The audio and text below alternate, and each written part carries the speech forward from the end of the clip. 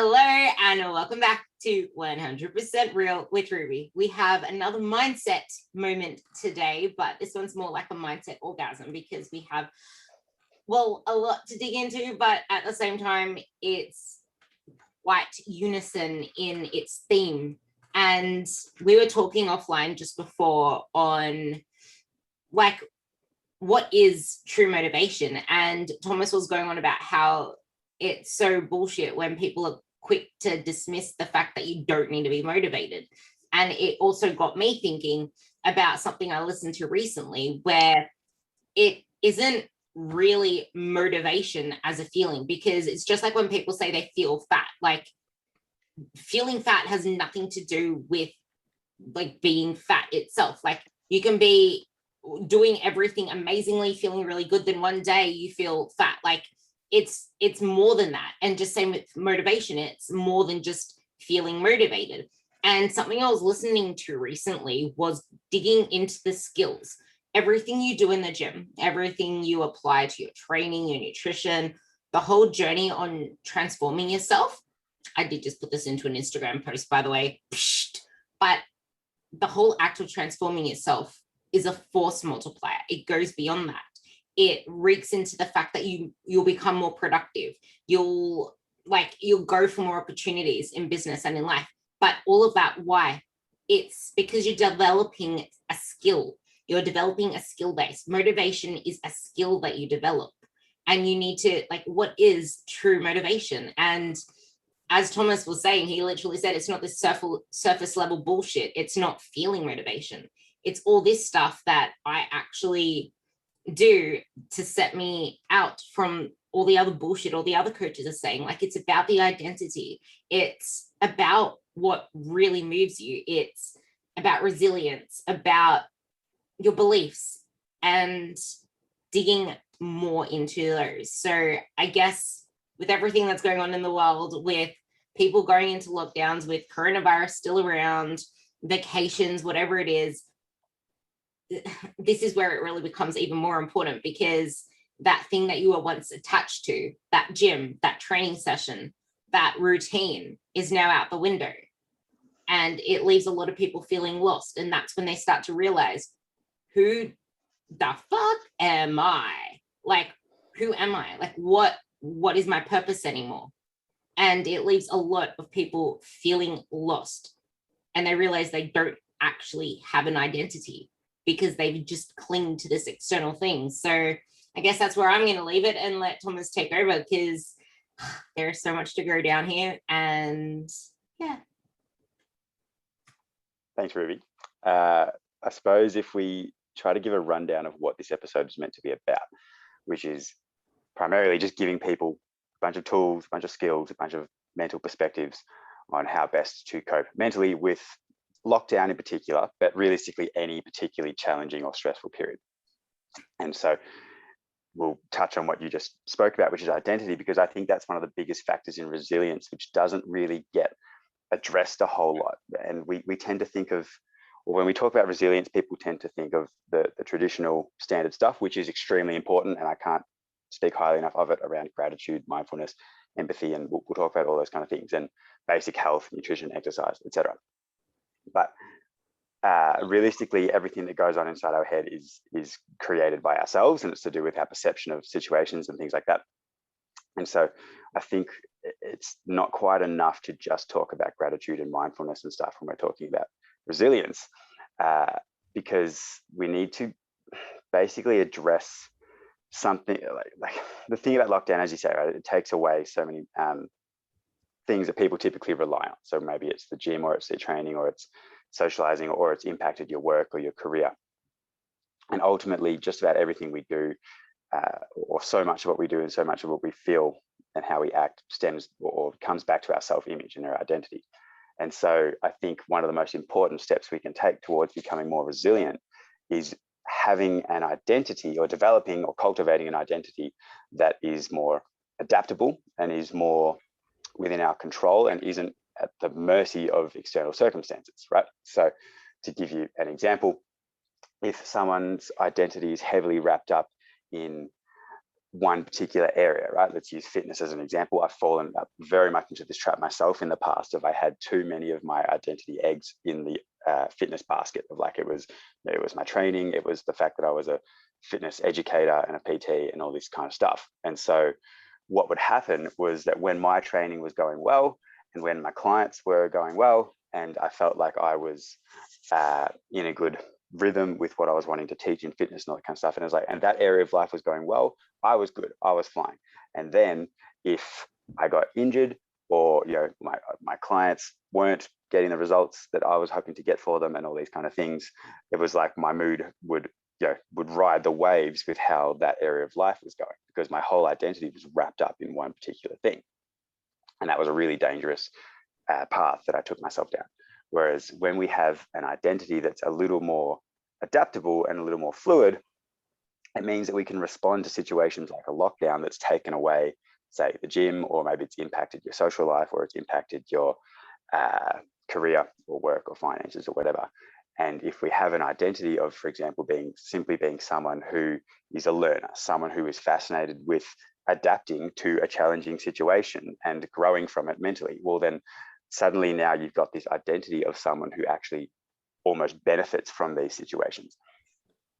And so we're trying to sort of let ourselves be not so singularly defined by one particular area, such as, say, your fitness in the gym, or your career, or maybe it's kind of like your social life, so to speak. Because now when lockdown or whatever it might be takes those things away, then you've sort of had this massive pillar like pulled out from underneath you. Whereas if we can have this identity of being, okay, I am someone with the identity of being a really good supportive friend. Well, you can do that through any situation, and you can be the person who shows up for their mates during lockdowns, during a challenging time.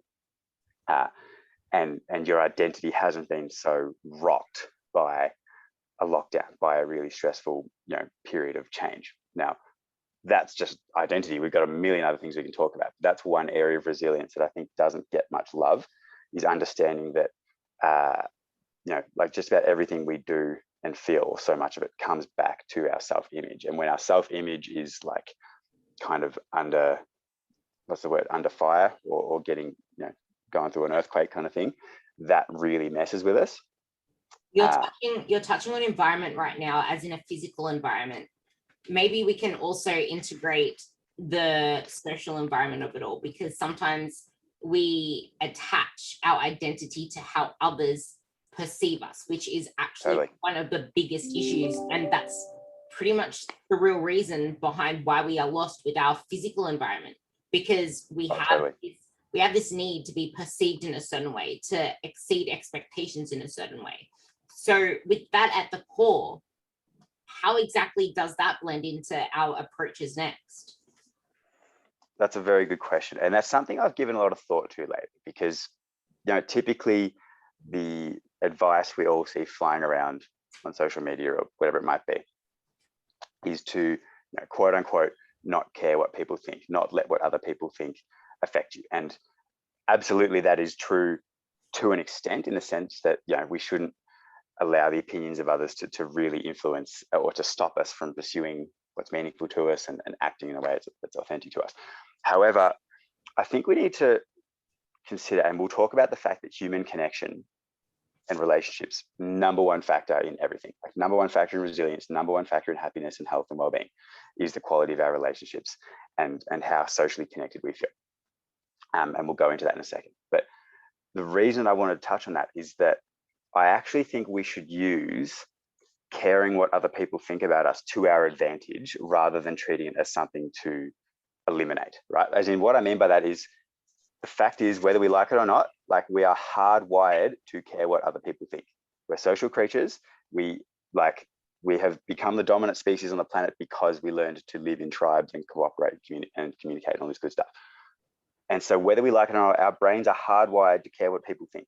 One of the key ingredients in passion, one of the key ingredients in passion is social feedback. Is when you have this thing and you get curious about it and you learn and you do some stuff, and then you get social feedback from other people that, hey, I like what you're doing. Simple example is like, you start playing an instrument and you're like, oh yeah, this is kind of cool, I'm really enjoying this. And it becomes true passion when you get social feedback and people are like, oh man, like you're really good at this. Like, I really like your music, keep doing that. And that's when you, like, that gives your brain enough fire to go like, oh, this is actually worth pursuing. Social feedback is really important to us, whether we like it or not. And so I think it's a little bit naive to say that we can completely stop caring what other people think, because we can't. We're hardwired to care what other people think. It's just that we need to use that to our advantage, and instead allow that to drive healthy, positive behaviors of going, okay, if I'm hardwired to care what other people think, let's just make sure we're caring about it for the right reasons. So we're not caring like about superficial stuff, but we're using that like biological drive to go, okay, I'm going to let that drive me to be a good person. I'm going to let that drive me to be someone who treats others well. I'm going to let that drive me to be someone who leads by example, whatever it might be. Practical example here. Yeah. When this relates to something more practical that I experience on a day-to-day basis, when how this leads to like this need for social feedback, what people think, to lead to how people care about their image with their career, like a certain career pathway. Or maybe you can even link this back to they were brought up with the belief from their parents that they had to have like a university qualified job. They had to have this certain standard, certain income, and then how that then feeds their money mindset with having to have a luxurious lifestyle and never feeling fulfilled in a career. How never feeling fulfilled in a career or even a relationship can feed back to the way that they were brought up before, because they rebelled against that. They changed against that whole thing, but it's still part of their psyche. But then also how it feeds into the social feedback regarding to the need to change our bodies now, or the need to have this image of a certain mother. So the career, the body, and I guess the family life, the perfect family life. Totally. That's a really good point. And that's where the one you mentioned, particularly around feeling like you have to have a certain type of career or job or lifestyle because that's the pressure you feel from parents, whatever. That's obviously an example of an unhealthy version of letting someone else's opinion affect us. That's obviously the kind of thing we don't want to be doing. What I'm referring to is that whether we like it or not, we're going to have this inbuilt thing in our brains that cares what like other people think. Like it's why we have a self-image, and whether we like it or not, we're social creatures. And so what I'm saying is let's use that biological drive to not to let us make silly career decisions and pursue things we don't care about, because that's an example of a bad version of that. But let it drive us in a positive direction. Let it drive us to find more purpose. Let it drive us to pursue that business idea that's really scary because we want to have a positive impact on other people. Let it drive us to be, to shape our self-image as someone who treats others well, as someone who has compassion and empathy for others. Because whether we like it or not, we're kind of going to care what other people think. So let's use that to our advantage and let it drive some positive behaviors. Obviously, to a healthy extent, we don't want that then to become a vanity thing or an obsessed with what other people think thing. But up to a point, I think it's something that we can use positively to drive positive behaviors and changes, rather than it necessarily being such a negative thing. But as you say, it becomes negative or unhealthy when we allow it to be, oh, well, I need to have a certain type of job because my parents think I should, or whatever. Or I need to not say what's meaningful to me because I'll be worried about what other people think. That's where it gets a bit dangerous. But if we can flip that and go, okay, like rather than I'm afraid of what people will think about me saying this, let's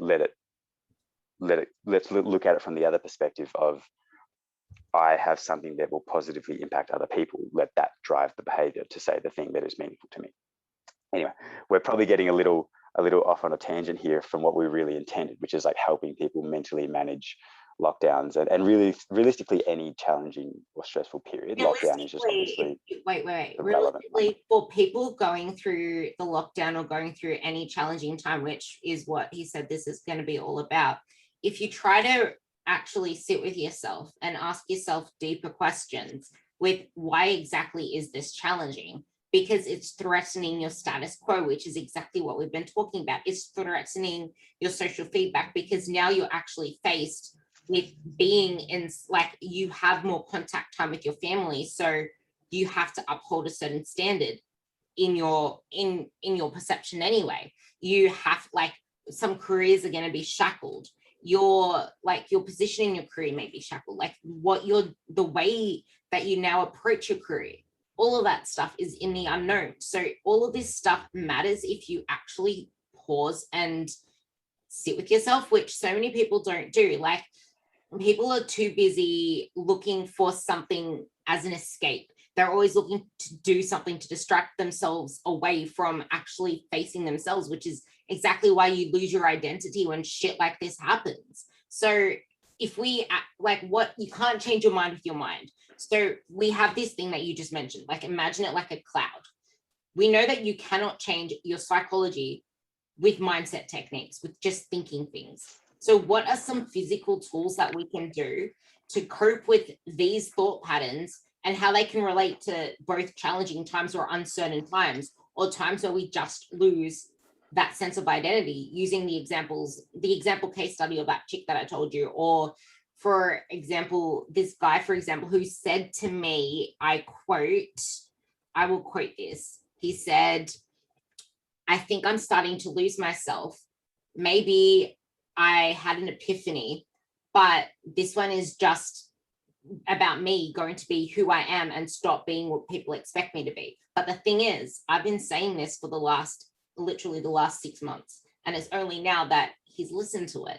So how can we make it easier for people to realize this stuff, and tools to get this stuff moving, and to not be like, oh, I had this epiphany, I'm going to do this. But then after saying the epiphany, you know how people will say something, but then they don't act on it and they go back to doing their ways. And it's almost like they never had that epiphany. We all fall into that trap, myself included at times, for sure. You make a great point about, in terms of mentally managing lockdowns, let's just stick with lockdown, but really any challenging period. That far and away, the people I've found who struggle with it the most are those who are not prepared to actually just sit with who they are. And as you said, they're constantly living this life of distracting themselves from being inside their own head for 10 minutes. You know what I mean? And so the challenging thing about lockdown, among many other things, of course, we haven't, something I want to interject with is I meant to say this at the start, is to make a point that what we're sharing here, or what we want to share, are kind of universal principles. And realistically, everyone's circumstances are obviously going to dictate how useful that is for them, I suppose, in the sense that it's not really fair to say that if someone's business has just been completely flattened, and they're struggling to pay the mortgage, and they're terrified about like putting food on the table for their kids and all that kind of stuff, it's obviously they're in a much more challenging situation than those of us who haven't lost a job, or don't have that kind of financial stress. So it's not really fair to say that we can just like use some mindset techniques that are going to allow that person to cope just as well as someone whose situation is more fortunate. So, but more so what I wanted to get across is that what we're wanting to share here might just help that person whose life has been like completely flipped upside down, and it might help them go from a 2 out of 10 to a 4 out of 10. Or, you know what I mean? Or like it might just help them get through, and they get through lockdown and they're at a 5 or a 6 out of 10 as opposed to a 1, 2, 3. So the fact is, some people are going to struggle more than others, and that's normal. And they have to, one of the things we'll talk about is acceptance versus attachment, right? And emotional processing of actually feeling the emotions and not trying to distract ourselves from them. That's acceptance. But yeah, I just wanted to touch on the fact that realistically, like, I'm well aware that some people are a lot more, myself, like I'm very fortunate with the situation I found myself in this lockdown. And so therefore it's not fair to say that, someone whose whole business or whole world has been flipped upside down will be able to just like use some, mindset stuff and get through it, as well as someone whose circumstances are much more fortunate. But what we can perhaps, what we're talking about, like not wanting to distract themselves from where they're at, and actually just sitting with it. So that probably, if we bring like almost everything we do, we can bring back to the Buddhist principle. I'm sure you're familiar with it, of like attachment is the root of all suffering, and acceptance is kind of the antidote. And so that simply means that we cause ourselves more suffering than necessary when we are attached to how we wish things were and it's not how they are. So, if someone, so the simple example that applies to virtually every person in lockdown is that if you're going to sit there for 2 or 3 weeks investing all this mental energy in how much you wish you weren't in lockdown, that is, you are attached to how you wish things were. And the fact is, lockdowns are happening whether you like it or not. So sitting there in that mental state of being attached to wishing you weren't in lockdown is just mental energy that you are causing yourself more suffering than you otherwise might need to experience. And so obviously acceptance becomes the antidote of going, like, accepting the fact that this is what is, it's how it is, let's work with where we're at.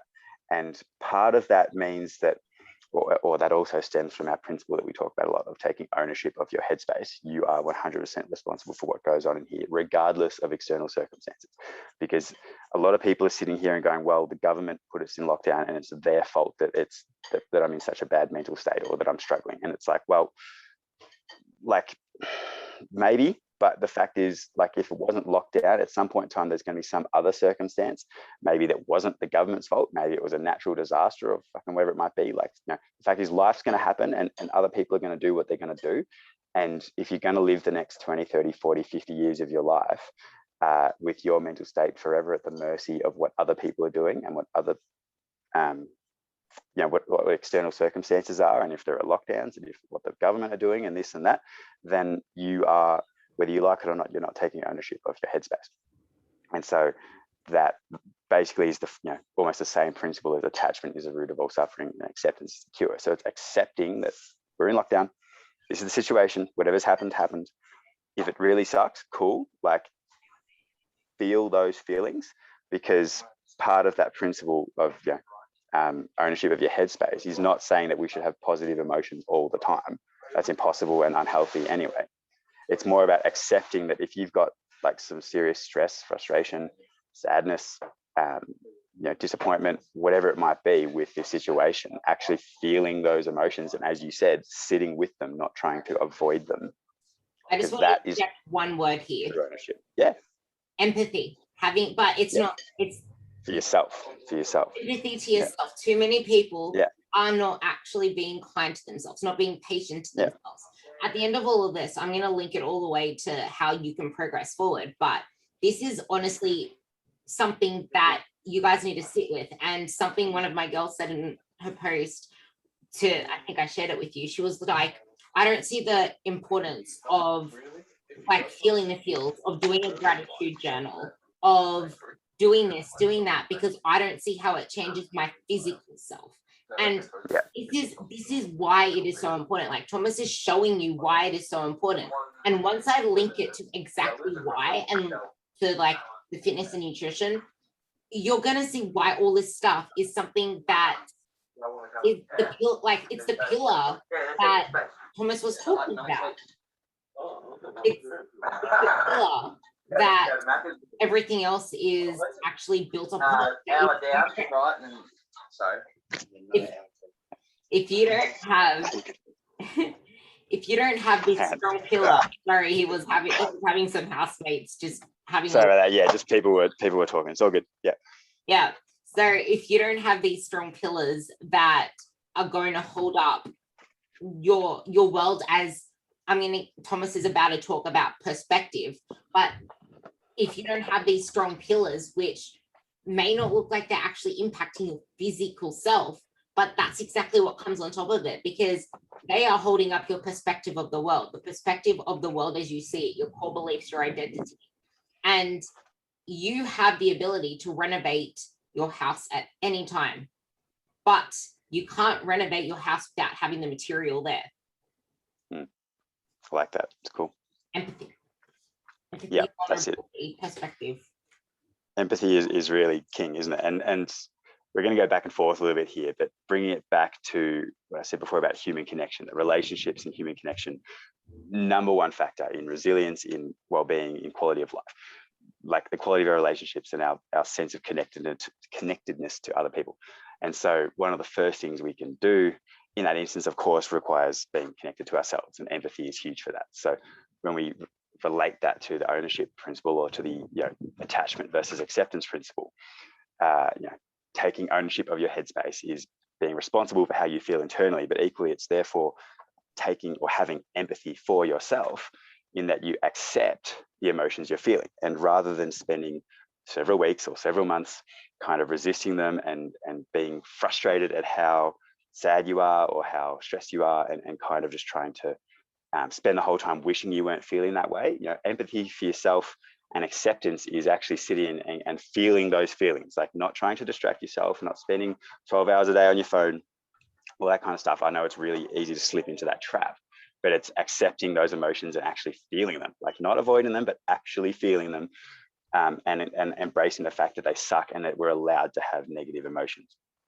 and we're allowed to feel them, and that they have a purpose. They serve a very healthy purpose. Otherwise, we wouldn't be able to feel them. You spoke about wanting to give people kind of somewhat practical or tangible actions to actually work through that. Like movement is huge. Exercise is probably the number one tool on the planet that we have for managing our overall, okay, not the number one tool, but it's one of the number one tools. Like if you could take a pill that packaged up all the benefits of movement, like people would just be falling over themselves to get it. Do you know what I mean? In terms of exercise and movement, make us smarter, calmer. They help us with social anxiety. They help us connect. They help us develop better empathy. They help us feel more dopamine. It helps us feel more dopamine. Like the range of benefits we get from being physically active are just absurd. And so for that reason, I think it's really dangerous to fall into the trap of the gym's shut, so therefore I can't exercise, and I don't like exercising in my living room. It's like, well, neither did I.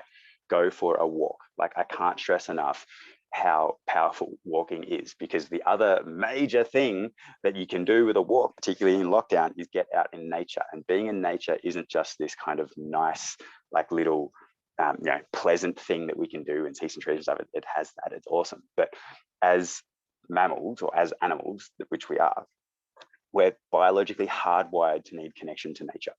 Like from that book Lost Connections, which is Johann Hari's book all about anxiety and depression. And one of the 9 major causes of anxiety and depression is not spending time in nature.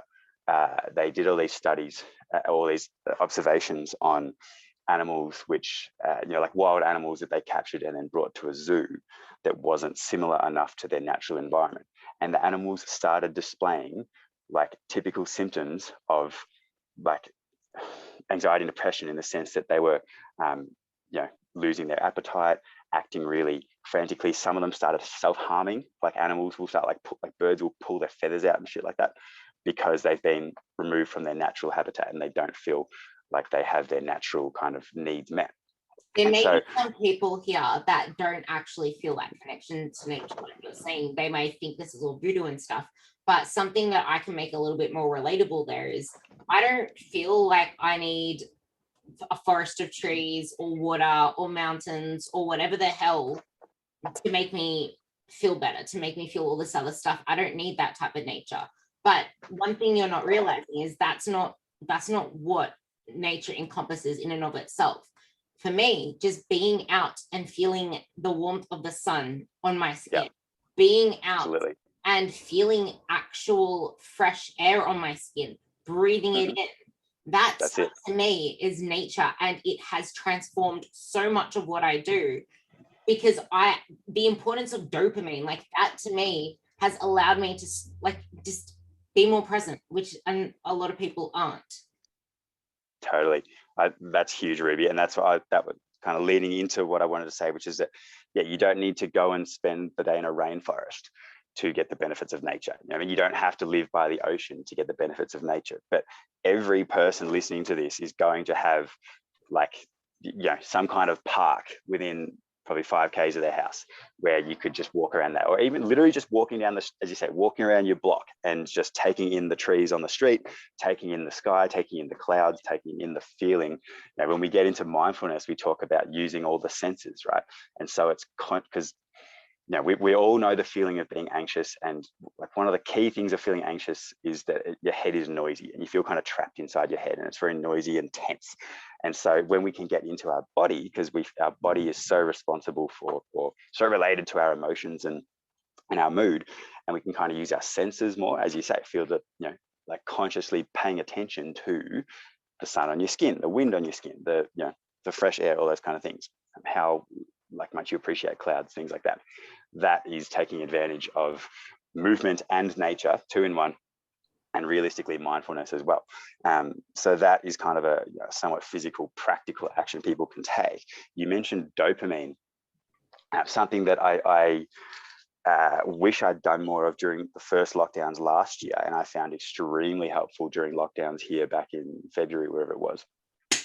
Well, like, it was just helping me in life in general, was to kind of build a bit of a checklist of, like, I drew up like a chart of like a checklist of kind of activities I wanted to be ticking off each day. And then I had like Monday, Tuesday, Wednesday, Thursday, Friday, and it's being able to tick off those little tasks and get that little dopamine hit of, like, it could be something really simple. It might be that you went for a 5-minute walk. It might be that you spent, I put on my list the term luxuriating, which is my term for like making sure that I take a moment to just really, truly enjoy with all my senses, like a few different experiences. So like eating really delicious food. If I'm with my dogs, it's just like being with them and just like really enjoying the feeling of their fur on my hand and like how happy they are and those kind of things, which, again, just having a list of things that you want to tick off for your day. They could be so simple, but if you tick up, you might not tick all of them off every day. If you tick off a couple and you get a couple of days in a row, you're getting a streak. So that's kind of an example of how you can give yourself a sense of direction and purpose through lockdown. But I totally get that, because I've been there probably early last year, that like sometimes when you're mentally struggling, it's so hard to get yourself up to do even the most basic things sometimes. And so a tool, I'd be curious to hear what you've been finding most useful to get yourself through lockdown, because you've obviously been in one for about 3 or 4 weeks now. I was just going to say that one of the most powerful things we have in our arsenal, which relates to the human connection relationships thing, is that if you can't make yourself feel good, make someone else feel good. Like, that's what's the word?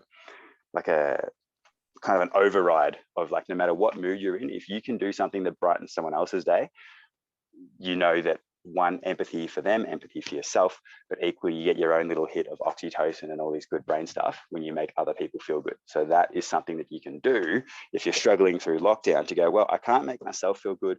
I don't have it in me to go out for a walk. I don't have it in me to cook nutritious food, whatever it is.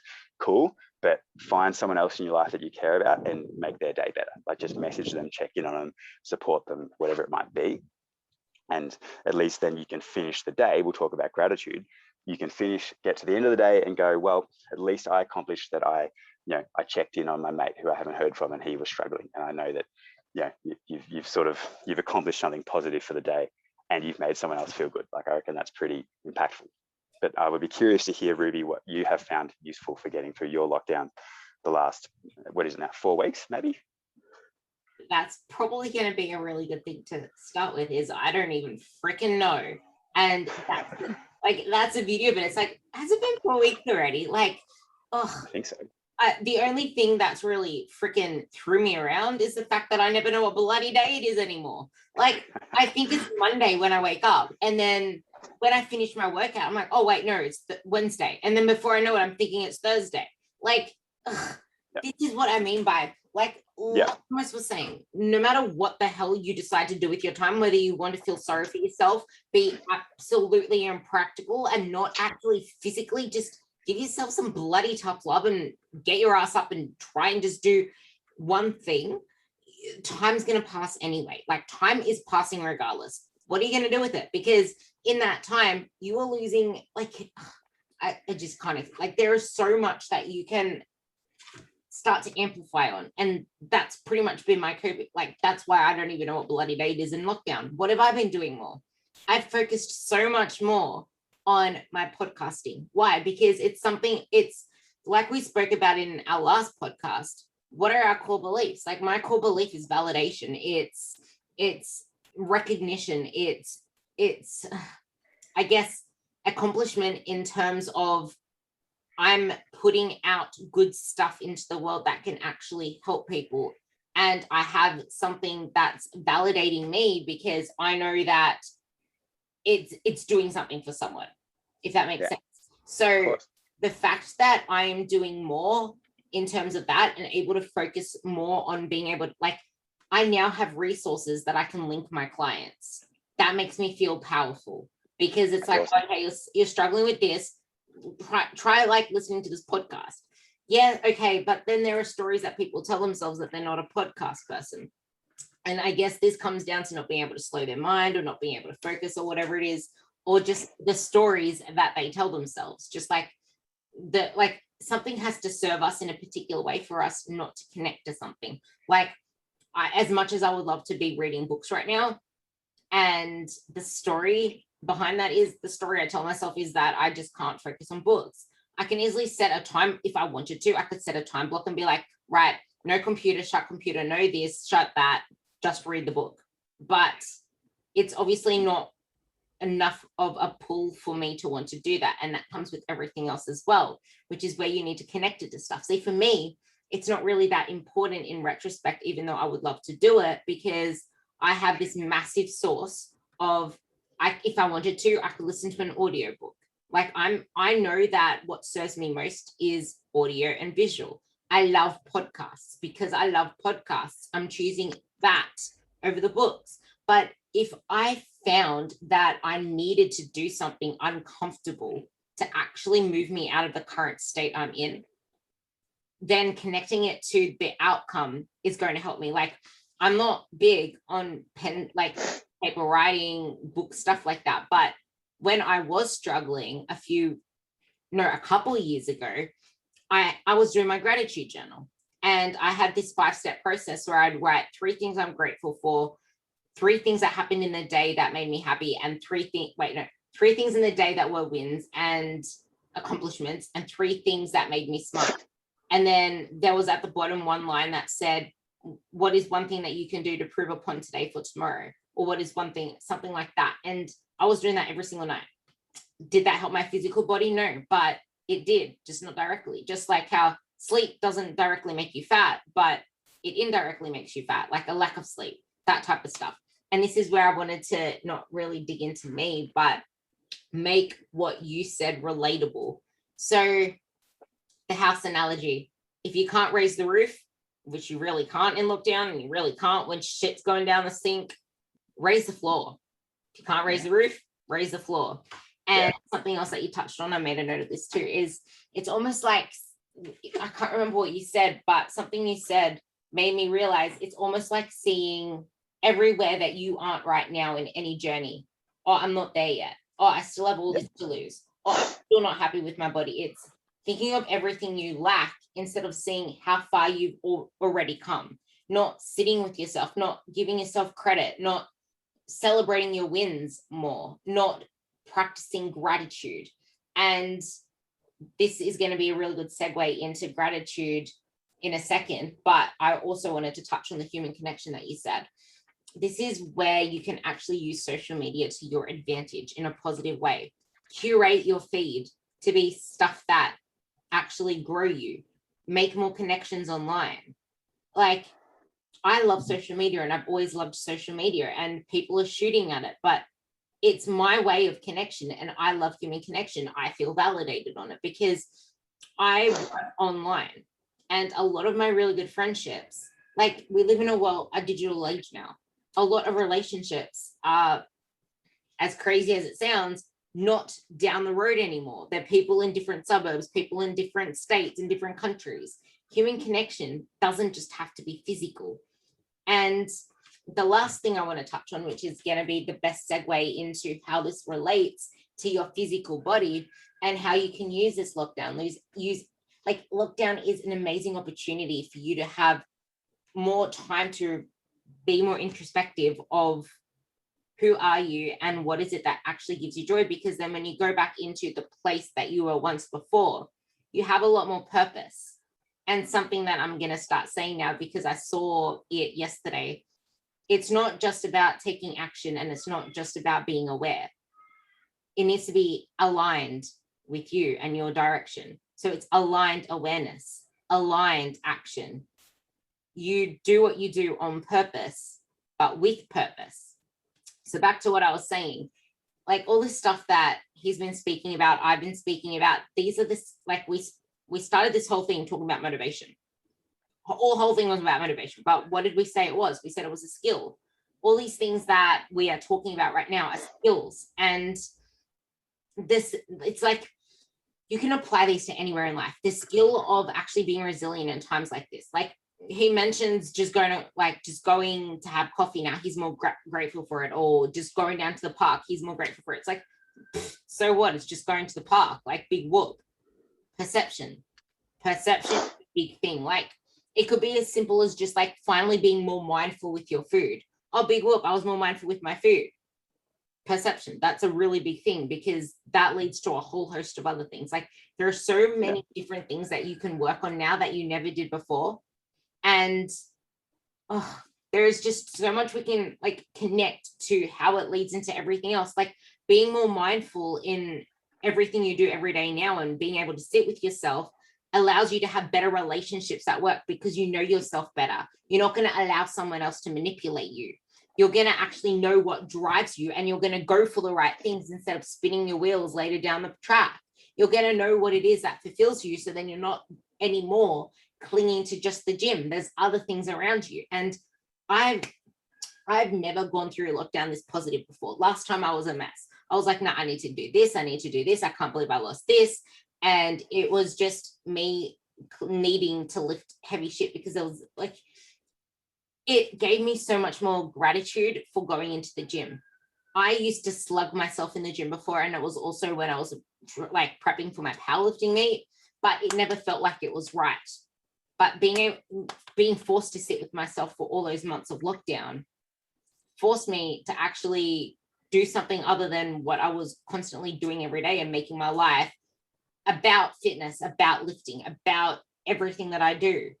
Because even though I'm a coach and this is what I do, I have so much more to life outside of that. Well, no, I don't. My whole life is coaching.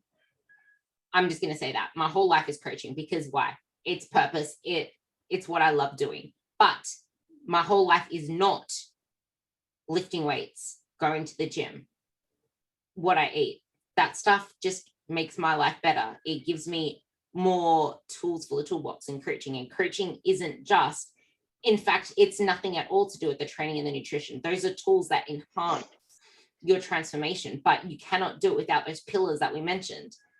So this is why it is so important.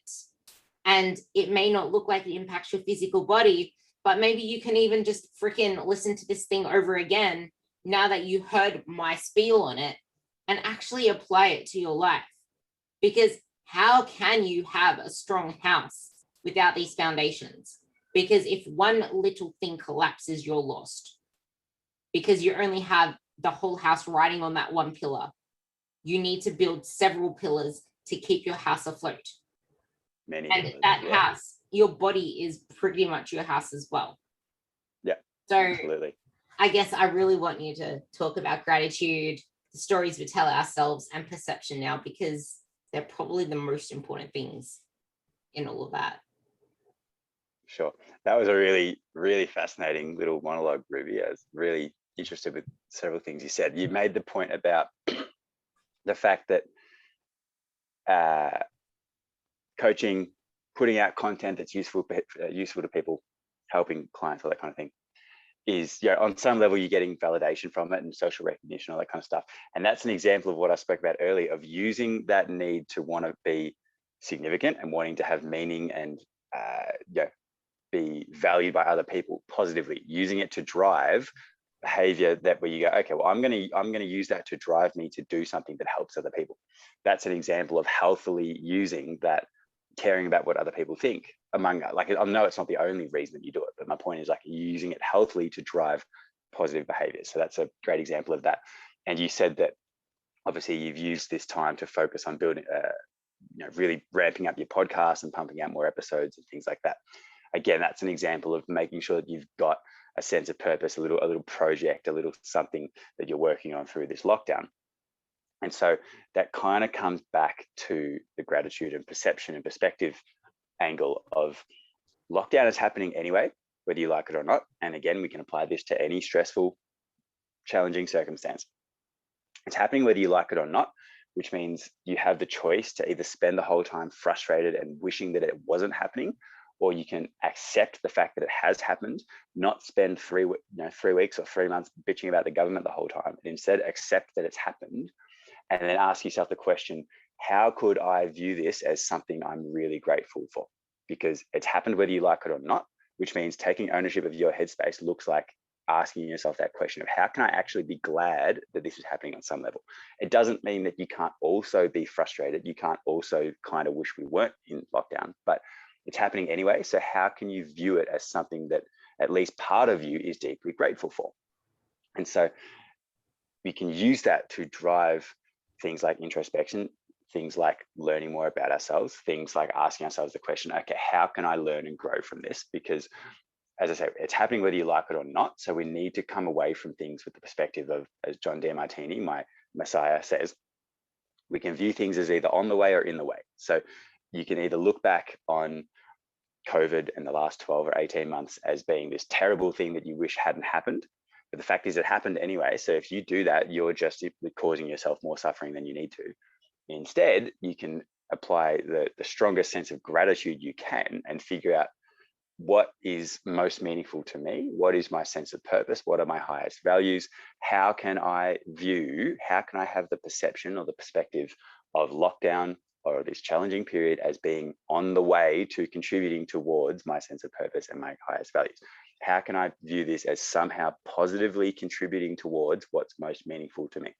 And so for me, one of my like probably my number one priority in life is simply my sense of internal well-being and mental health, and basically mastering my internal world is the phrase that I use.